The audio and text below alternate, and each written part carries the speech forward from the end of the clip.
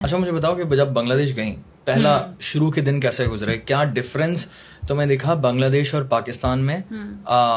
General difference की बात करते हैं, फिर हम उसको ना कैटेगरी में डिवाइड करेंगे। जनरली स्पीकिंग हमें लगता है कराची का ट्रैफिक ज़्यादा है। Karachi is haven. क्या बात कर रही हो? बांग्लादेश का ट्रैफिक इज़ डेडली। आधे घंटे फिगर आधा घंटा 15 मिनट का रास्ता है ना, और आप गाड़ी में बैठ गए 45 मिनट से पहले आप नहीं पहुंचेंगे। ढाका में? यस। अबे नहीं यार। It is jam packed.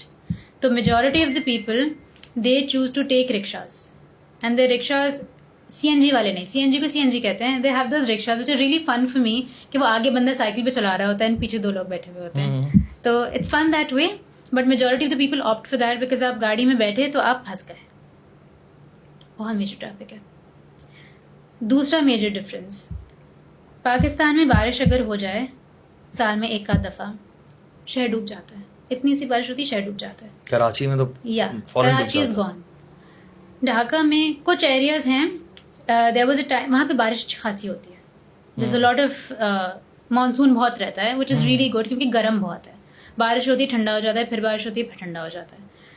But so I live in गुलशन का एरिया, वो वहाँ का पॉश इलाका है। इकबाल, हाँ, वो वहाँ का पॉश इलाका है। इट्स लाइक यहाँ का डिफेंस क्लिफ्टन कह लो।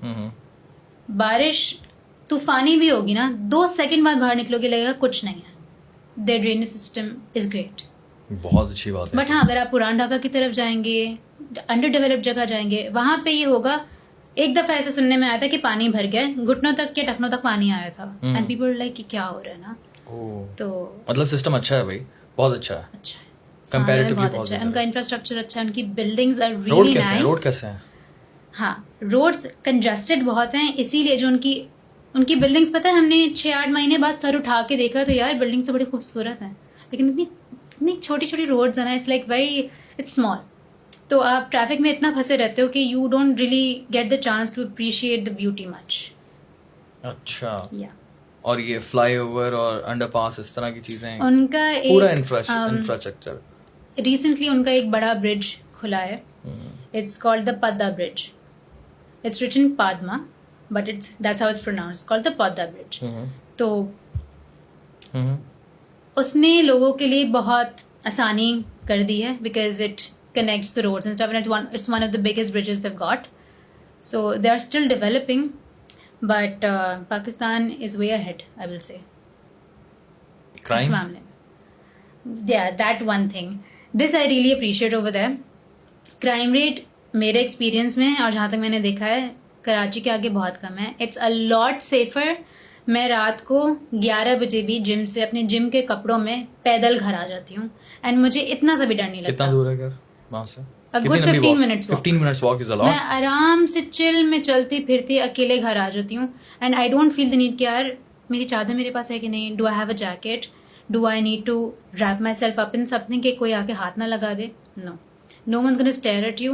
मैं नकाब करके निकलूँ या मैं शॉर्ट्स पहन के निकल जाऊँ, no one is, I discomfort नहीं फील होता because people are staring at you that way.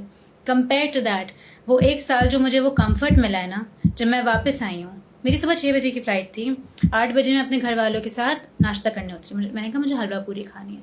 I got up at a restaurant and I was wearing my sweat pants, I was wearing a baggy T shirt, but the way people were steering at me, I mean, I felt embarrassed. And I asked him, I was like, listen, is something wrong with my clothes? Because they're staring at me as if I'm not wearing clothes. What's going on? And I still feel so uncomfortable. I should not have to, feel the need to cover myself for safety. That is one big issue here. वहाँ पे मैं इस चीज़ को बड़ा appreciate करती हूँ, चाहे रिक्शे वाला हो, चाहे कोई भिखारी हो, चाहे कोई पढ़ा लिखा बंदा हो, कोई मेरे कपड़ों पे कॉमेंट कर भी रहा है ना तो मेरे तक नहीं आ रहा। और ना ये और देख ही नहीं रहा करीब से गुजरते हैं माशाल्लाह सुभान अल्लाह इस तरह की बात। Not once have I been touched inappropriately, and I say this because it's so common here. आप किसी 13 साल की बच्ची से भी पूछ लेंगे ना, ask any female that exists in the country. बहुत बड़ा डिफरेंस है ये, बहुत बड़ा डिफरेंस है, क्योंकि पूरे पाकिस्तान का प्रॉब्लम है ये, पूरे पाकिस्तान का, चाहे कराची हो, लाहौर हो, इस्लामाबाद, किसी भी फीमेल से पूछ लो, ऐसी कोई नहीं है जो कि अपनी जिंदगी में कराची में पॉसिबल ही नहीं है रास्ते में चलते फिरते हाथ ना लगा हो, नॉट ओनली कुछ बैड एक्सपीरियंस। पूरे पाकिस्तान का प्रॉब्लम यही है। और हम लड़कों का या बहुत सारे लोगों का प्रॉब्लम ये है कि वो इस चीज को एक्सेप्ट नहीं करते। बाहर तो बिल्कुल जानवर लोग घूम रहे हैं, ठीक है, वो आपकी पिक्चर भी ले रहे होते हैं, आपकी वीडियोस भी बना रहे होते हैं, आपको देख भी रहे होते हैं, आपको आप पर आवाजें भी कसते हैं, आपको हाथ भी लगाने की कोशिश करते हैं, आपको तंग करके रखा हुआ होता है। देन अगर आप गाड़ी चला रही हैं तो आपके पीछे अपनी गाड़ी लगा देंगे। आप अनसेफ्टी की ना यहाँ पे लिमिट ये है दानियाल कि मैं लाहौर में पढ़ती थी, 4 साल मैंने वहाँ पढ़ा है, मैं अकेली रही हूँ, अकेले मैंने ट्रैवल किया, डेवू में बहुत दफ़ा अकेले आई हूँ।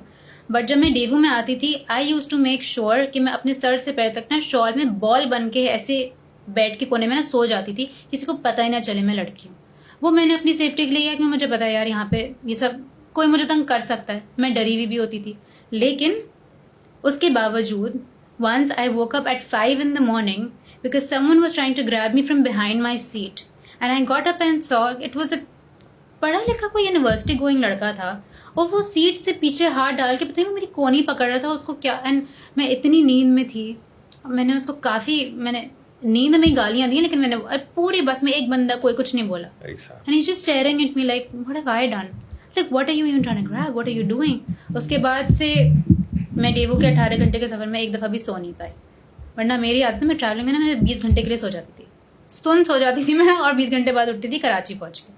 उसके बाद से I been very scared, because सुनने में शायद इतनी बड़ी बात नहीं लगती यार, क्या हुआ हाथ ही तो लगाया नहीं भाई, क्यों बड़ी बात नहीं लगती, अंदर तक काम जाता है बंदा, कभी चढ़ जाती है। You can't function in that moment. कहना आसान होता है अपनी बहनों को कि यार थप्पड़ क्यों नहीं मार दिया रिक्शे वाले को तुमने।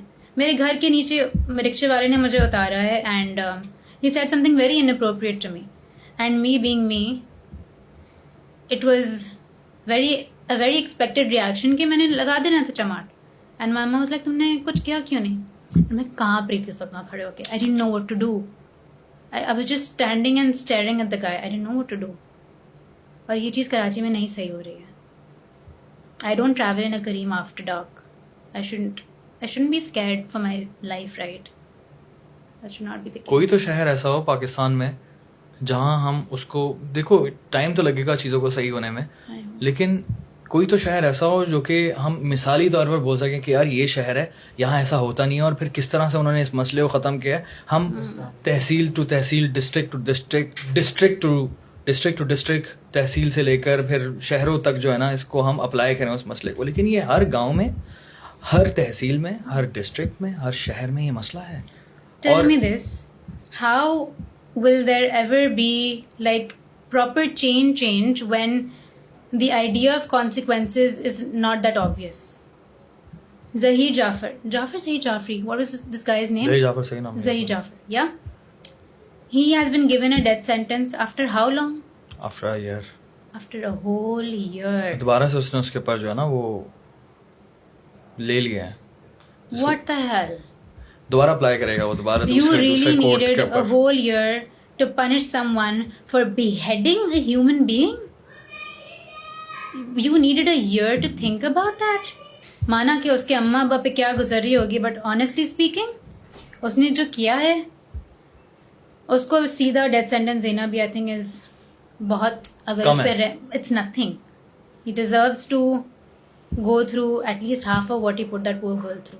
आज वो बंदी है, कल को कोई और, कितने केसेस होते हैं, होते रहते हैं। They keep brushing it under the rug रोज। और सिर्फ हम तो बहुत बड़े केस की बात कर रहे हैं ना, जो कि लोगों को दिख गया, और उसके दिखने की बहुत सारी वजूहात थी। लेकिन यहाँ पर इस मुल्क में इस तरह के मसले रोज चल रहे होते हैं, और बड़े अफसोस के साथ मैं कह रहा हूँ वो चल रहे होते हैं। लेकिन अभी अगर हम सिर्फ स्ट्रीट हरासमेंट की बात करें अगर, तो ये रेशो इतना ज़्यादा है कि ये बड़ा इंटरेस्टिंग कंपैरिजन किया आपने कि ढाका के अंदर इतनी ज़्यादा चीज़ एग्जिस्ट करती नहीं। ये चीज़ वाकई में, मैं अकेली किसी भी टाइम निकल के सब्जी लेने चली जाती हूँ इन माई नाइट सूट, एंड ये करने के लिए अगर मुझे ज़रूरत फील हो रही है ना अपने आप को मज़ीद कपड़े चेंज करने की, that is only for personal reasons.